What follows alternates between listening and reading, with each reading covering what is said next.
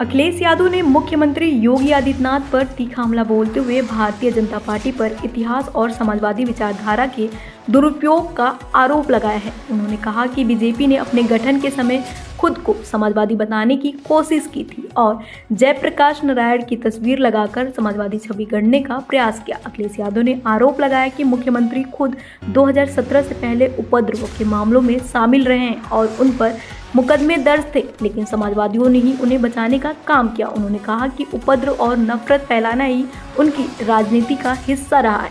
अखिलेश यादव ने कहा कि पूजनीय शंकराचार्य जी के रथ को धक्का दिया गया और उन्हें स्नान नहीं करने दिया गया, जो सनातन परंपरा का अपमान है। उन्होंने कहा कि बिना डिग्री के योगी जी ने शंकराचार्य का अपमान किया और सनातन समाज की भावनाओं को ठेस पहुंचाई।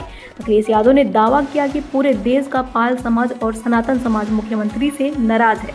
उन्होंने मणिकर्णिका घाट और राजमाता अहिल्याबाई की मूर्ति तोड़े जाने तथा 100 मंदिरों को तोड़े जाने जैसे गंभीर आरोप लगाते हुए सरकार से जवाब मांगा।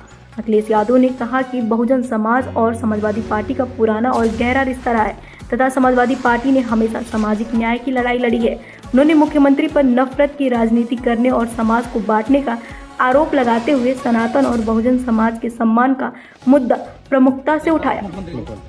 फिर मैं कह रहा हूँ, हमारे मुख्यमंत्री बिष्ट जी कुछ नहीं जानते। उस समय वो पूजनीय शंकराचार्य नहीं थे और वो भी किसी गलत परिस्थितियों की वजह से, वो भी भारतीय जनता पार्टी के तांडव की वजह से, उस समय जो लॉ एंड ऑर्डर को व्यवस्थित करने के लिए घटना हुई थी, लेकिन उस घटना के बाद अगर कोई गलती हुई थी तो पूजनीय शंकराचार्य जी से हम लोगों ने क्षमा मांग ली थी और गलती स्वीकार कर ली थी। पूजनीय शंकराचार्य जी का रथ इन्होंने धक्का मारा, गंगा में स्नान नहीं करने दिया। सोचिए,